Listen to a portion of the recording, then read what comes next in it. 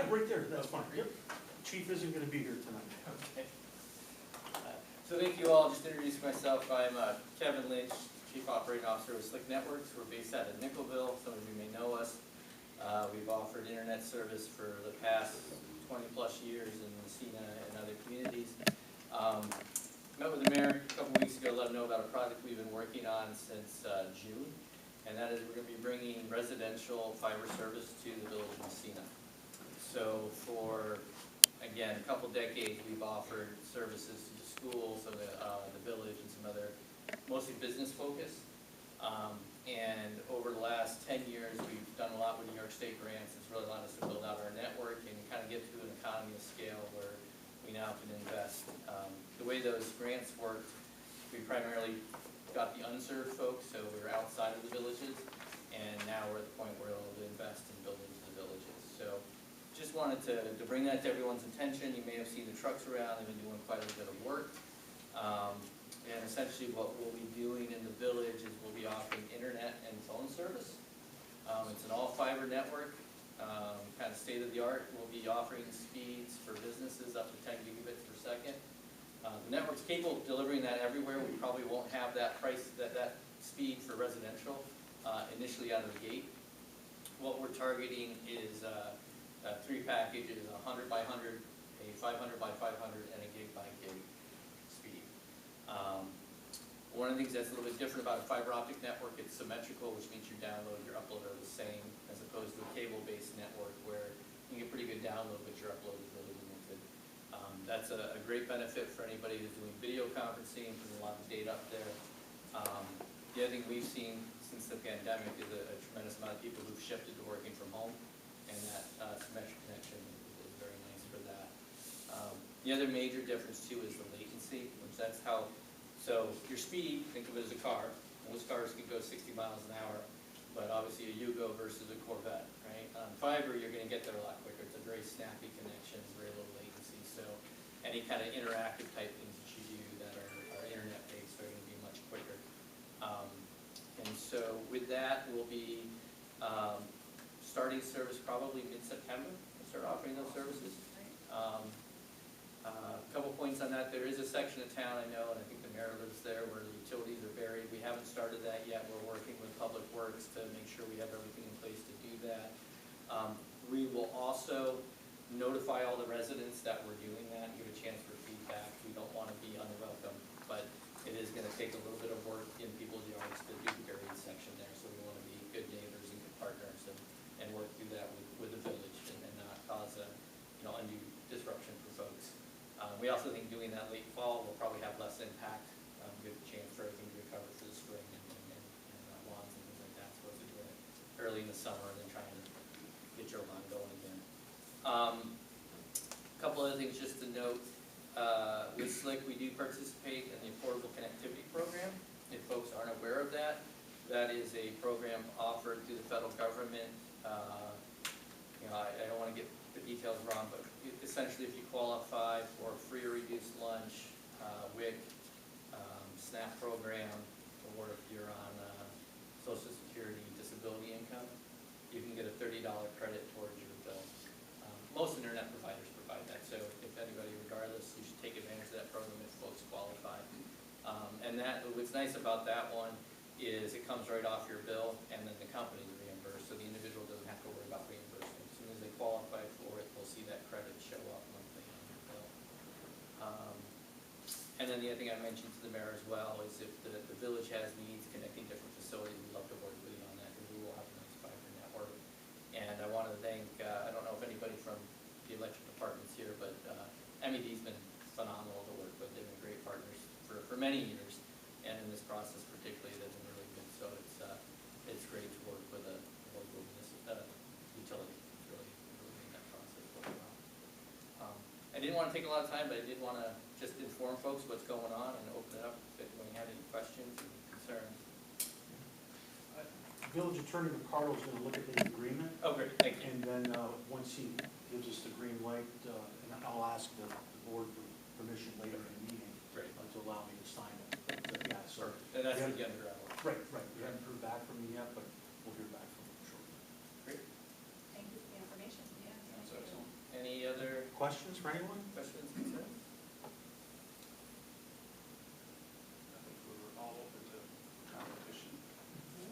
It's good. It will, and I think folks will find the prices are competitive. I'll just be honest, we don't do promotional pricing, so the price you're gonna get. Initially, we do tend to come in slightly higher than others, but after a year, I'd ask you to look what those prices are like, and I think we offer a great service. The other thing I didn't mention is with that, we'll probably be adding at least 4 to 5 jobs just in the Massena area. So all of our customer service is locally based, and on top of that, we'll have some line crews out there for maintenance and installs and things like that. So our company, again, we're based in the county. A year ago, we had about 50 employees, and right now we're just north of 100. So we've really grown quite a bit. Not all of them are here. We've been expanding some other areas as well. But it is a good opportunity, and so I encourage folks that are interested in line work or customer service work, let us know. So, the homeowner wants service, what's usually the time frame if they put in an order, what's the? Yeah, so our target right now, we try to get within 2 to 3 weeks, and we're trying to bring that down as we get more employees on board. You know, ideally, we'd like to do it within a week. You know, again, as we're kind of growing through that process right now. But the way we've set it up in town is all the fibers run, and we've done what's called the connectorized drop. So traditionally, you would have to splice in the fiber to the home. Now it's a twist lock connector up at the pole, so it's a very quick process to bring the drop. Fiber comes right into the house, and then in the house, there's a small device. It's about this big that converts the fiber to copper. With our packages, we do offer a managed Wi-Fi product, so it'd be Wi-Fi for the home, parental controls, a nice after run that, and a battery backup. So if there's a power outage, you'll continue to have service. With the fiber, you don't need any power from our electronics, which are located in town here, to up to 20 kilometers away. We don't need to repeat that signal. So if there's a power outage, which doesn't happen very often, but if it does, you still have service. So you would still have phone? You would have phone and you would have internet. It's about an 8-hour battery. There is an option for a 24-hour battery, or of course, if the home's on a generator and has backup, then you continue to have service. And your company can port phone numbers also? Yes, we can. So we do local number portability, so you can keep your phone number, you can move it over to Slick for service. Absolutely. And again, if there's any businesses in town, we have a full suite of business products as far as phones and things like that as well. Okay, well, thank you so much. I appreciate the time. Thank you. Thank you so much, appreciate it. I'll leave some cards, is that okay? Absolutely. Thanks. Okay, moving on, we have our reports, officers and committees, treasurer report. Hello, everybody. You have been provided the still interim information for May 31st. Progress is starting to be made on closing out year end and finalizing journal entries and accruals and those type of things. Also included is the summary for July, stated there. Also included the rescue squad year to date. Next, I did not put it on here, but the bank reconciliations are current for payroll and general banking, general checking is almost done for June. Projection sheets have been provided for everybody, as long as the budget reports and balance sheet summaries. The AUD for the Joint Rec Commission has been submitted to New York State. It is under a new format, and it went pretty well. I don't see any major hiccups. I haven't heard of anybody yet contact me, so I think it went through fine. Through the close of business on August 10th, we collected just over $6 million, about 88.6% of the total adjusted warrant of $6,846,178. The percentage last year was about 88.5%, so it's about the same. We will continue collecting until the end of September, and then after September, it is turned over to the county for collection. Sales tax received from the county for the fourth quarter fiscal year was in the amount of $593,065, which was a $47,608 increase, or about 8.7% compared to last year's same time frame. Our total tax revenue for the year for 22-23 was $2,402,098. That's an overall increase of about $195,000, just over 8.5% from the amount last year. In terms of the budget, we came in $147,098 over the budget amount that was $292.55. So that's good news. Nice to see if that trend continues still. Bond payment was made July 15th for the sidewalk wall bond, $30,000 principal, 518 interest. The bond is scheduled to mature July 15th of 2025. Next is the action items. We're going to start off with discussion on the ambulance. At our last board meeting, we agreed that we're going to pay 10% down for the new ambulance, but brought to our attention that if we pay 20% down plus $100,000, we will be able to lock in a lower price for the equipment that's being added. If I understood that correctly? Right. Aaron can jump in if he needs to. To take advantage of pricing before the thing goes up. Not that we're getting a cheaper price, but before it goes up. Yeah, I think it was October 1 at 8%. I just got an email from Strike Rec this morning, so it's going to be a significant increase on all the equipment that we're looking to have new on that ambulance, so. So if we best to buy lock it in now, the vendor will actually purchase it, hold it there for us, and we don't have to pay any additional costs if we do that now. Since we have the money in its budget, I figured we might as well take advantage of that. So with that in mind, I'd entertain a motion to do so. Moved by trustee Pete, second. Second by trustee Simpson. Any other questions? So in essence, guys, we bought an ambulance, okay? And when you buy the ambulance and you put the box and the chassis, you add equipment. What's the actual striker equipment that it's adding? You got the whole list? It's a stretcher, the power load system. Power load, that's what I thought. That's the big one, A right stair there, the chair. power system. It's also So has the loop rather support. than paying an additional $8,000 when they deliver it and say, oh, we went over it, we can buy it now and it won't go up. So that's what we do.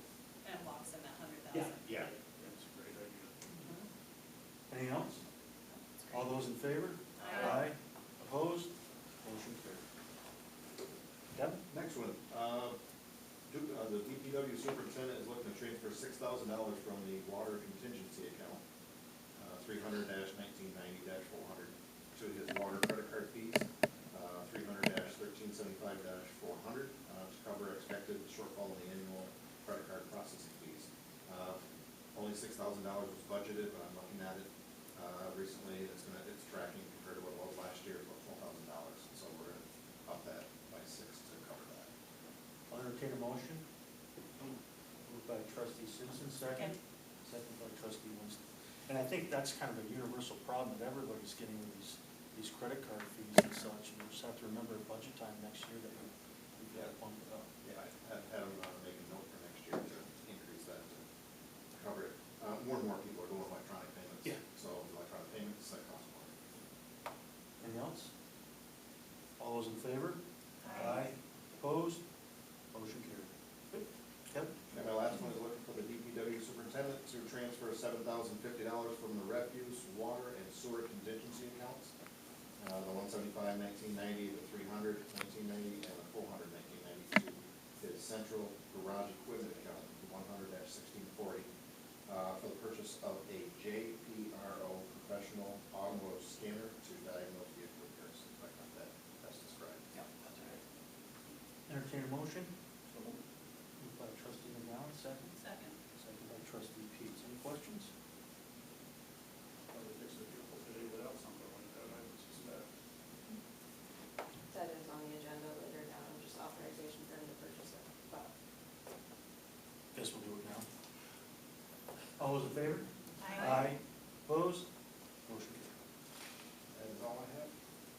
Okey-dokey. And that was J, right, that we just did? yeah, the scanner.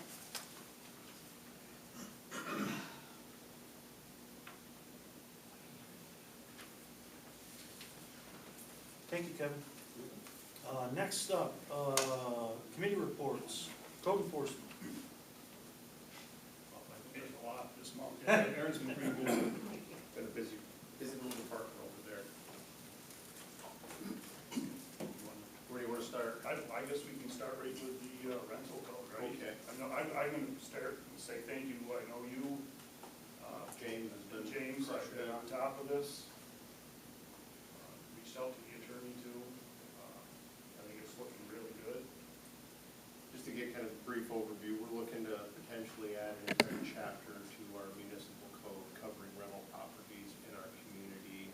We also, obviously, I think we all realize that we've got a bunch of out-of-community landlords, and we need to figure out a way to get some type of a registry and be able to have communications with these folks that own these properties. So this is kind of a twofold code. Once it gets done, we're looking at registry of all rental properties at no charge, and the inspections of units that have 3 or more dwellings yearly. State requires every 3 years. I'd like to see it get in them yearly.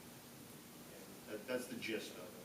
And Matt McCardle, our village attorney, will look at that. He'll get back to us, he will get back to us before the September meeting. And at the September meeting, we'll set a public hearing and hopefully have that interjected in the code by October. Working with him pretty diligently on the fines and fees Later. portion of it. That's what we're working on. Fines and fees, that's making sure that we do that properly. Yep. So I would just like to, not really add on, and I know I sent a message and I forgot to send one on Thursday again. Right now, the village has a public nuisance code. I really think we need to look hard at that. As far as I'm concerned, we should, you know, just like the Sycamore property, maybe we should have been looking at using that. To me, it's like kicking the can down the road, right? We send all our departments over there to board up the Sycamore properties, and then who knows, they come and they rip them off, and then we send them back down there. We need to hold some of these property owners accountable. And I feel the new public nuisance code, there's language in there that will hold them accountable, especially if they're not from the area, right? Not everybody's a good neighbor. I think 95% of our effort is on 5% of the issues in the village, so. The blighted property abatement chapter is really good as well, and that has a whole scoring system, and once you reach so many points, then there's fees. So with the reading the nuisance code, it actually holds the property owner. It could be, all right, one day we're having illegal burns, and maybe the PD's there for stuff going on that's not legal, right? You need to hold these owners and say, all right, now we're gonna give you a court appearance, and then hold you accountable. I just feel like we're kicking the can down the road. We need to hold some of these people accountable. The one property, 2 properties on Sycamore, one Sycamore and Woodlawn Corner. That's correct. I think there was another one. There's 2 Sycamore over there. one Those are Sycamore. back taxes, the county has possession of those. I spoke to County Administrator Ruth Doyle, expressing our desire to have those torn down. She was in agreement with the idea that then, once they're torn down, I told her we would take care of the properties in terms of mowing it and such until somebody buys it, with the intention of putting it back on the payroll. The only way that area is going to be rebuilt is you need a new build there, Yeah. plain and simple. And it's too bad, that used to be a really nice area. And you walk down the street a quarter mile, and there's some really nice places, and I feel bad for those people living in that area. I do. Hopefully that what we did will alleviate a little bit of Yeah, stress. I stopped over that morning with the cleanup, and all 3 departments were there, and they did a great job. It's just sad we have to spend all our village resources on such a, I don't know, somebody doesn't want to take care of their own issue. I agree.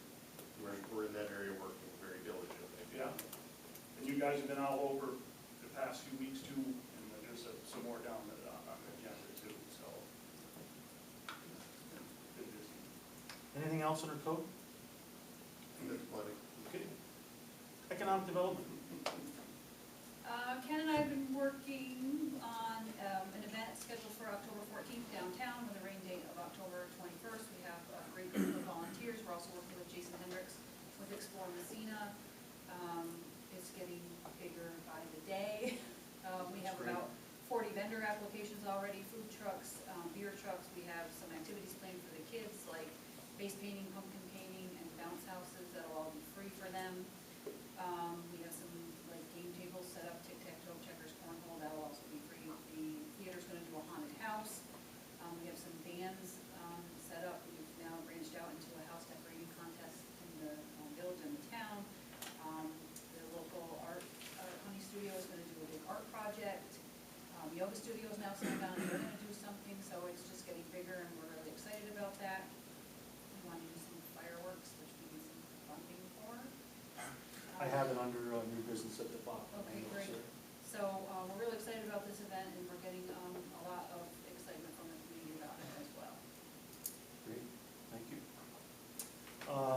Larry? I Go ahead. I plan on sharing most of that information tomorrow on the radio.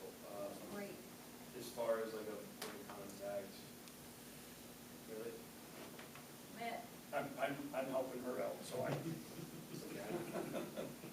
All right, Ken's the arm candy. that's good. Now, she's really done a lot of great work, and it's going well. I think it should be a great event.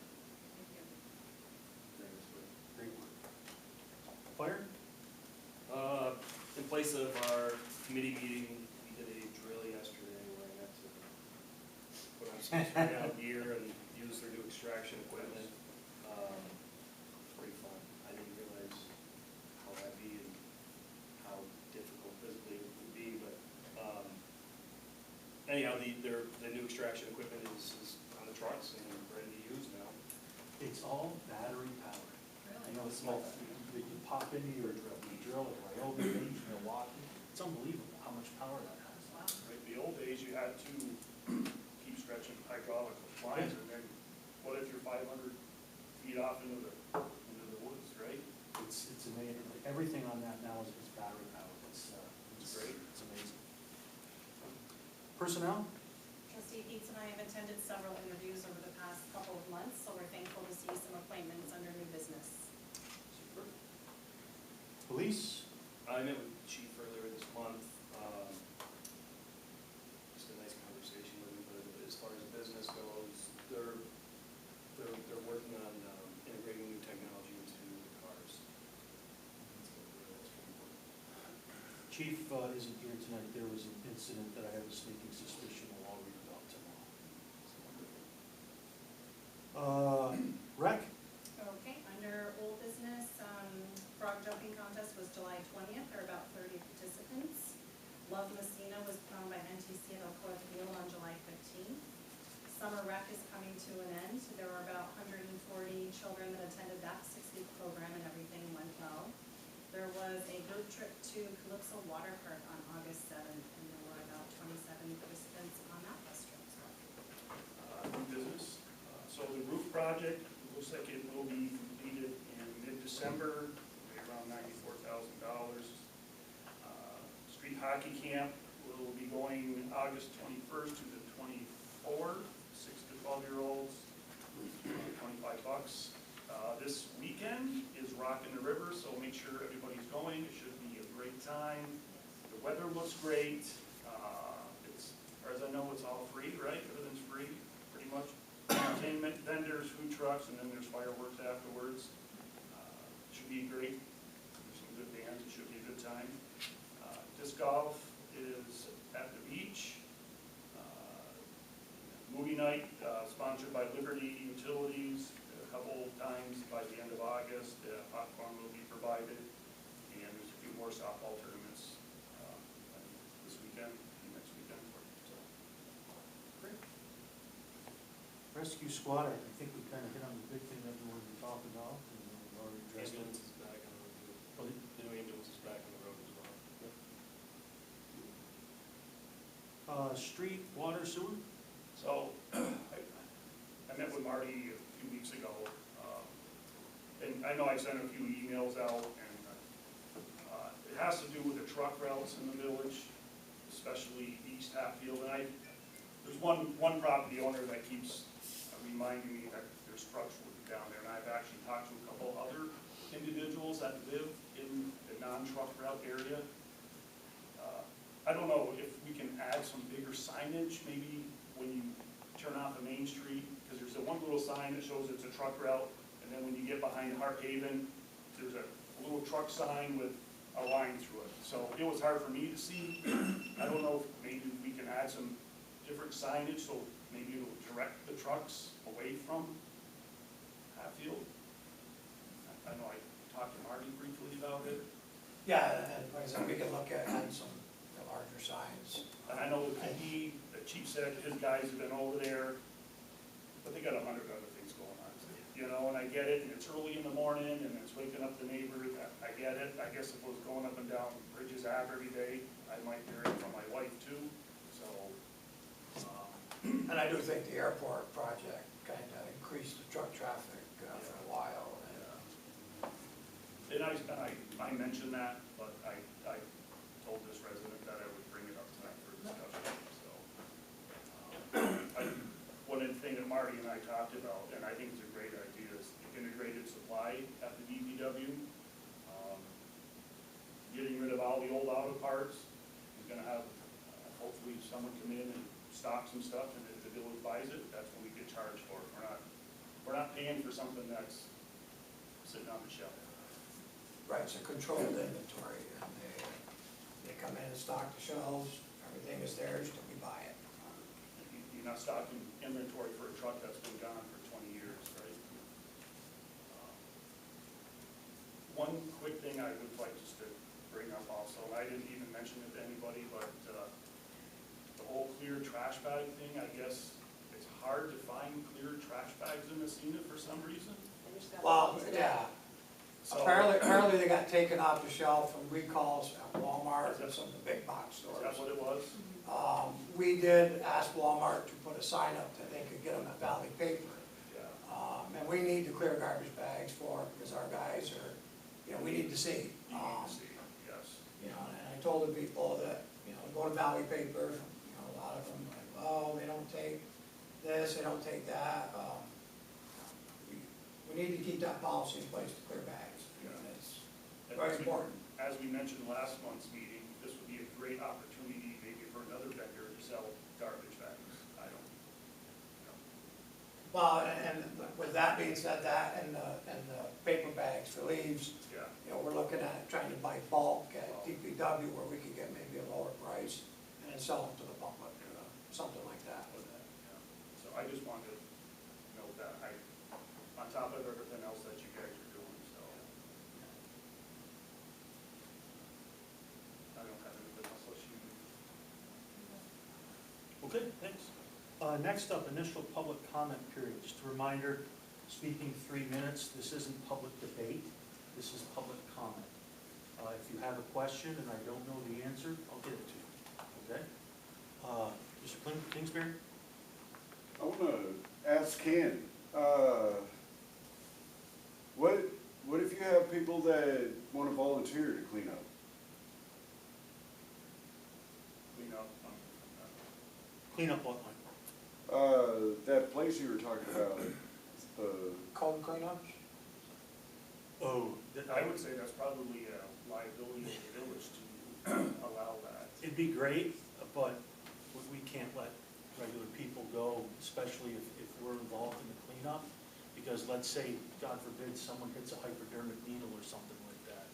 The police have to clear that out first for us. And right, but still, it would be a liability issue, so we couldn't allow that. Now, if their own property owner wants to do it. I mean, if we wore the proper gloves and, Still would be a no-no. And I'm sorry, Mike, in this day and age, we just can't have it. It's, as great as it is, and I you thank you. got me willing, bro. Yeah, I know. Still. I mean, and I have a bunch of other people that, on my YouTube, that they live right here too, they would volunteer. And what if we just went down there by ourselves and, Again, that's somebody else's property, and we're on it usually because we've written them up for code and such. aren't you guys doing the same thing though? But we've written them up and given them notice and given them Right. time to clean it up, and once they refuse to do it, we then, through our code, have the right to do it. And, one more thing I wanted to ask is, how does somebody go about getting, assistance with like a FOIL request or a complaint or? So I am the records access officer for the village. However, there are certain programs that I don't have access to that may be confidential or contain sensitive information. So, like I know in the police department, Melissa Dishaw is their records clerk. Depending on what kind of records you're seeking from like the court office, I can help with some of those, but I can't help with all of them. I'm talking like if a citizen has a complaint about an officer or a fireman or, a public servant, Then you would call, anybody. well, me, and then I give the message to Greg, or if Greg's in, he'll take your call, or the mayor, I'm sorry. And, how do I find out about, yearly revenue, like from fines and forfeitures? We budget the amounts, Kevin, right? And you would foil that at the end of the year, or foil it any time that you want, like from X date to X date, and we Right. can provide that information. And one more thing, Yep. bond info. Everybody here's bonded. How do I find that out? I can help you with that if you wanna send me the information. I will do that. Thank you, ma'am. You're welcome. Anyone else? Yeah, when it's appropriate, Mayor, I'd like to say something. Yes, Mr. Joe Gray? Oh, yeah, hi. How you doing? My name is Joseph Gray. Can you hear me okay? Yes, very good. Okay. Joseph Gray, I live at 105 West Hatfield Street. I was pleased to hear about the landlord registration, or whatever you want to call it. However, I think we have a persistent problem with the planning board, and with code enforcement. Frankly, there are buildings that have apartments in them that I'm amazed people are allowed to live in them. I don't know why we're not condemning more of these buildings. South Main Street is a pigsty. The first thing you see when you come out on 420, the first thing you see is the buildings on South Main Street. They're disgusting, a lot of them. People are living in them, which amazes me. We had 3 people die in a fire because allegedly there was no fire escape. How did that not go? How did they get approval from the planning board? Now we have an influx of Mohawk businesses who think somehow that the rules don't apply to them. Well, federal laws apply everywhere, on reservations included. And we have a significant problem with accessibility. I've always tried to be mindful of ADA, Americans with Disability Act compliant, because my wife has been in a wheelchair for a long time. I now am in a wheelchair for the past 3 or 4 years. We have, in the past few years, approved a bakery, a liquor store, a beer store, a nightclub restaurant. None of those are ADA compliant. I can't get any of those places. And I don't know how they're allowed to get away with that violation. If a law comes to town and opens whatever they want, a smoke shop, whatever they want to call it, they have to be ADA compliant. So we have, a while back we heard that, well, we don't know how we regulate the reservation businesses, or how we figure into those. But like everybody else, this is still town of Village of Massena. We've heard no different status declared for those properties. They're not part of the reservation. They haven't been taken into federal trust. They have to become part of the reservation. So those things need to be enforced there as well. So when I applied to on the landlord registration, God knows we have far too many out-of-town slumlords. We've got plenty of those.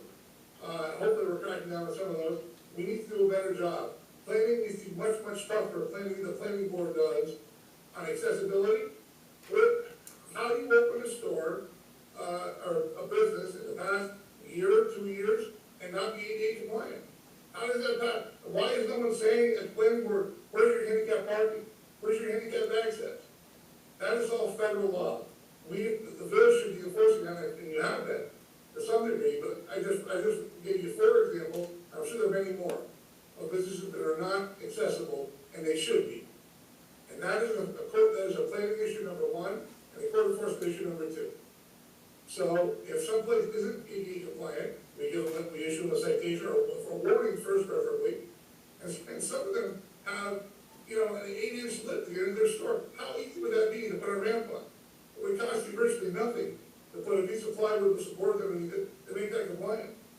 If you don't need a 10-foot ramp, the code last I knew is 12 to 1. So if you're coming up 8 inches, you're going to need a few feet of ramp. It's not that big a deal. They can be removable. Some of them say, well, what about how do I plow my parking lot in the winter? You pick them up, you plow your parking lot, you put them back down.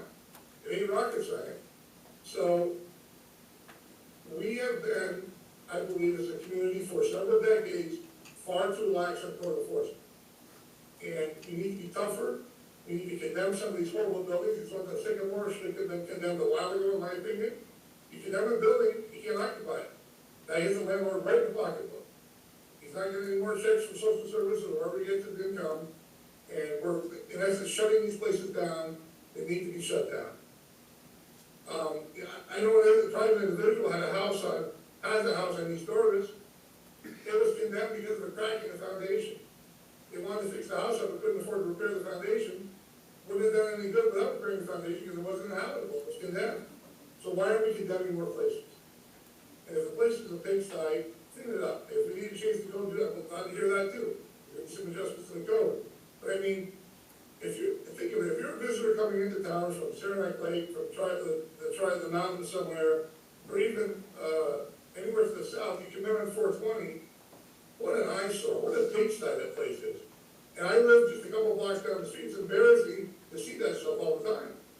You know, I don't know how those places are livable. And that, I guess, is my main concern today. ADA compliance number one, which is a no-brainer. No ratio of those businesses have been allowed to open if they weren't compliant. The planning board should have assured that was happening first of all, and then if they opened without that compliance, then we should have shut them down. So, you can't be a nice guy and keep everybody happy and still do code enforcement. And I'm not saying any individual, I'm just saying across the board, I don't think we're tough enough on code enforcement. And until we start doing that, we're going to continue to have problems. So that's kind of my opinion on that. The other thing I have is, again, since I've done a wheelchair, I recognize it even more. I believe concrete sidewalks are obsolete and make no sense in the North Country. They heave, they crack, someday come and sit on my lap and ride my wheelchair. Ka-chunk, ka-chunk, ka-chunk, ka-chunk, ka-chunk. Why don't we just blacktop our sidewalk? Macadam is flexible, it's a hell of a lot cheaper than concrete. Why don't we turn our sidewalks into blacktop? Some people say, oh, what will that look like? I really don't care. If it's more functional, and it's more comfortable, and it's less repair and easier maintenance, let's do it. So that's the other thing I'd like you to think about down the road. I've got a whole list of stuff, I'm not going to get into that because I only have 3 minutes, but my main concern is ADA compliance, code enforcement, and forcing people to follow the code. And Nathan, if you've got a new business, even if you're a new business that's opened up in a building that was already had a business in it, you're not grandfathered for ADA. There's no grandfather. You're either compliant or you're not. So I'll leave it at that. Thank you for your time. If you have any questions for me, I'd be more than happy to answer them, but I think it's pretty clear where I stand. Some people say I'm a hard head, but oh well. Joe, I'll reach out to the planning board chair and I'll get back to you and let me know what they say. Get their side of the story and we'll go from there. I appreciate that, and we should be visiting businesses that are not compliant. And if you see the fine, look for a step. You know, look for a step. But no there. Thanks, Joe, appreciate it. All right, thank you. Anyone else? Go ahead, Jim. Jim Heidi, Massena. Sanctuary city, sanctuary state. Be careful what you wish for. So, in light of the hotel owner coming up with the monies to take his business out of receivership. He didn't come up with the money. It's the bank that came up with the money. Whoever. Well, Whoever. that's the the county first step doesn't own before it. That's closing. the big thing. It's privately owned. It's owned by the bank, and that's usually the first step in protecting an asset. Okay, so, thank you for sharing that. After reading the article in the Sun Country Now, I agree with you. You know, it's gonna put an awful tax on this village, the county, the township, whatever. It's gonna financially burden us, not that we're not already burdened. You sat here and listened to code enforcement about what's going on in certain areas of the village, and you wanna put 100 and some illegal people in the middle of downtown. One of the reasons why we didn't sell Slavin's building to a guy that wanted it is because he was gonna put 72 apartments in there. You know, it's downtown. You know, you talk about the pristine of the downtown, all the good stuff, you gotta maintain it. Not to mention the safety factors. We don't know who these people are. And what caught my eye, Greg, is that you made the comment, take a deep breath, this is not gonna happen. I don't know where you're getting your sources from, because you've got 30 municipalities downstate that developed or passed resolutions not to have it done in their communities. St. Lawrence County, for whatever reason, didn't do it. Counties passed a declaration of emergency, State of emergency. state of emergency in regards to this. When did they do that? Months ago. Well, I'm It wasn't actually listed- early in the meeting. It wasn't listed, so thank you for correcting me on that. But I would hope that you can't be that naive to think I'm not that naive. that they're not gonna send these people We've already somewhere taken steps. outside, excuse me, you're in by 3 Well, minutes. yeah, but you're But to accusing think- me of things that aren't true, But- so I'm not gonna let that happen. Well, you're correcting me, and I appreciate that. So what I'm saying is, to think that they're not going to bring them up here this far north is ridiculous. We're out of sight, out of mind. They're gonna come, there's no question about it. It's just a matter of time. I hope you have a plan B. You know? We didn't think these, like Joe stated, we didn't think the natives were gonna come, and that situation's not been resolved yet. But here we got 5 stores selling cannabis, and, you know, what was the plan for that? Once again, we reached out to OCM, and they just refused to come up and shut them down. They refuse to do their So- job so- as a New York so State. you shut them Do down. you wanna hear my answer, or no? Certainly, go ahead. No, go ahead, I'm sorry, I didn't mean to interrupt you. You shut them down, you have the power. The board has to get together, develop a resolution to combat this stuff. You gotta have a plan B, because they're gonna be here. And it's gonna put an awful burden on code enforcement, on the police department, on the finances. They're gonna have to eat, they're all gonna get cell phones, you gotta know that. And besides the fact that I'm sure they know who they are down there, and they're not gonna be sending the cream of the crop. He's gonna take care of his city first. You've seen that. So I just hope that you guys realize it's in the works, there's no question about it. They're gonna be here. So I hope your sources are better than what I'm thinking. Jeff, Yeah. just to clarify, the state of emergency was declared in May, and May they've- this year? Yes, and they've continued to Well, then that's why it's not on extend the it. list yet. Okay, I appreciate that, thank you. Anyone else? Okay, moving on. We have no old business, so under new business, we have a proposed resolution establishing the energy benchmarking requirements for certain municipal buildings. I would entertain, excuse me guys, I'm just pulling these up, these resolutions. Yeah, entertain a motion.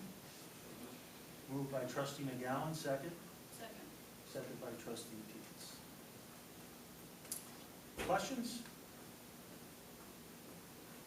Some interesting reading. Yeah. Sounds like you're getting some work, is that how that goes? Yeah, and well, and so the program is, and it would be, I put it on for me to do the work, and nobody else would have to do any of it. Basically, taking all the municipal buildings and doing monthly energy performance, scores, utilities, the amount that's used, what we pay, and putting it onto they call it a portfolio manager. And then at the end of the year, do a report, or present the report to the mayor and the board and the public, so that they can see what the village is spending on their municipal structures. And this also opens the door for future grants for our facilities. It's just another box to check. And I think by completing 1 month of this, I think it opens the door for a $5,000 grant for the village. That's just a start though, so it's, you know, just, like I said, just checking another box for future grants. Anything else? It's a proposed resolution, so it's a roll call vote. Trustee Teets, Aye. trustee McGowan, trustee Winston, Aye. trustee Simpson. Aye. And I'm an Thank you. aye. Next up is the discussion for the upgrade of the water billing software. Kevin, you wanna help us on this one? Marty, you wanna help us on that? Well, my short time I've been here, we've seen I've had quite a few issues with the QC system that we have. And with the past,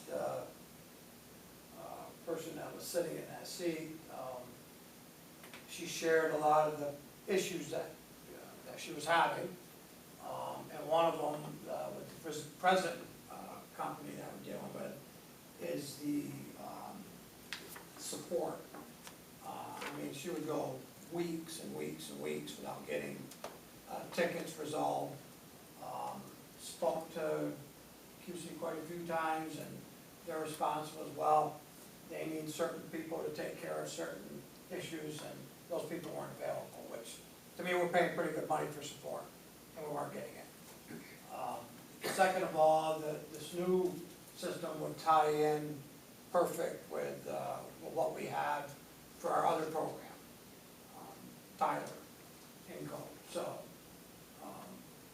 it seems like it makes sense, especially with new coming in the office downstairs. It seems to me like a perfect time to possibly go that route and start training the new person as they come in.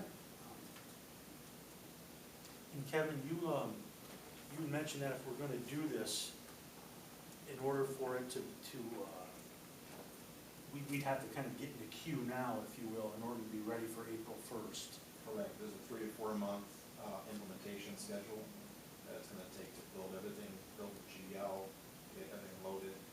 I would hope they could import customers into the new system from the old system.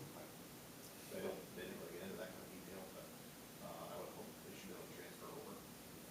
We need to be certain, and maybe this is a more in-depth call, that like with fixed assets, we couldn't just transfer everything over the way that they were already documented on our files. It was a different account setup, but we need to be able to move everything, even account history, over. Right. Did you ever ask that question or no? I'd have to take a look. I thought we did ask that question. I'll have to look on the. Yeah, I don't remember. Yeah, going with Tyler, we already have the financials with them.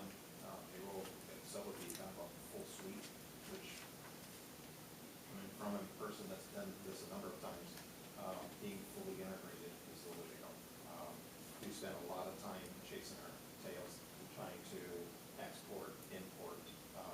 It creates just an additional complexity in the process that, when you were fully integrated, it all talks to each other, so. Yeah. I think it would be money well spent, to have it all housed together on Tyler, they've had their struggles, since COVID, much like everybody else has, with support and staffing and those kind of things. So I'm hoping that things will improve over time. But there's so much better to deal with. They do have more knowledgeable, more quicker response times, than QC does. You go what you pay for. We also, if I can just, I'm just thinking about this now, and I did go to one of the trainings, but I wasn't there the whole time. We need to make sure, and I don't know if this was something that you guys already discussed, but that it'll work with the software that we use for the reads. Yeah, I think that we did ask that. That was addressed. Okay. Because that was one of the first questions I think I asked. I would say there's a lot more bells and whistles. QC's an old program. Yeah. And from what I've heard, we are using that system. well beyond its capabilities, by the number of customer base that we have. The number of parcels is supposedly exceeding what they're supposed to be using that software for at this point. So I heard that sometime in the last 6-8 months or so. So it comes down to Houston's just not cutting it when you've got these kind of issues. It sounds like there's a couple more questions that we need clarification on. Can this wait until the September meeting for a motion to approve, or do you think we? I don't think so. I know the time was, remember seeing that, the timetable was pretty tight. Yeah, the last email, it was, I said the longer we wait, it's going to be, We're gonna have a special board meeting within the next week or two. Well, that would be sufficient then, I'm sure. okay. I don't think you'd want to wait another month. Okay. My assumption is that this isn't that anything complicated of transferring. You've got smart people that know how to extract data out, county, going from an old system like that to a new system. And Shouldn't be a problem. pull things over. I Are there would any assume that's costs? fine. Are there any costs associated with the switch? Yeah, right, it's not. Yeah. Oh, then. Yeah, it's all built in.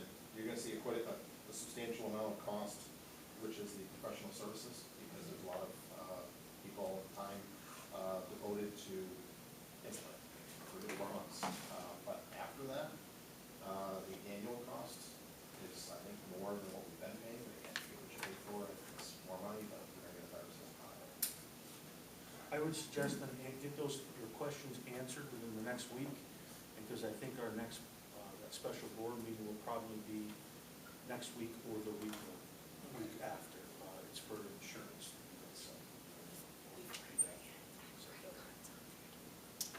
Okay. Next up, the appointment. Need a motion to appoint Steve Wiggins as a motor equipment mechanic, moved by trustee Winston, second. Second. Second by trustee Peets. Questions? Seeing none, all those in favor? Aye. Opposed? Motion carried. Next, I need a motion for the appointment of Kelly Zacharakis as deputy treasurer effective 9/5/23. Moved by trustee Winston, second. Second. Second by trustee Simpson.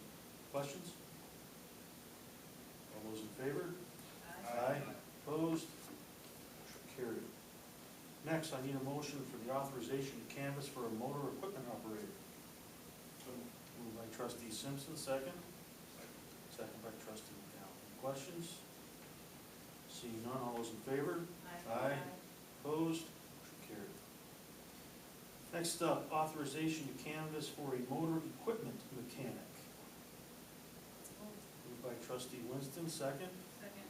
Second by trustee Peets. Any questions? Seeing none, all those in favor? Aye. Opposed? Motion carried.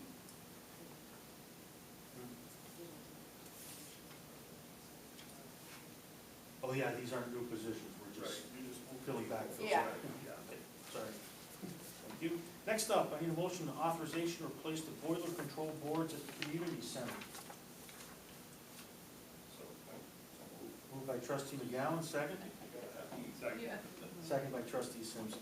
These boards have never been replaced since we built that, and I can tell you, we built that when I was a town councilman and approved it like in 2002, 3, something like that. So it's been a while. So one of them had been replaced already when Haas was here. The other two just went. And it's, like I said, it's a little over $6,000 for the two of them. Did we talk about it the other day? I just was questioning which account, if you guys settled that, 200 or 400. I know you might need to work on next week. All those in favor? Aye. Opposed? Motion carried. Next up, motion to authorize an agreement with Usherwood Technologies for the DPW multifunction printer.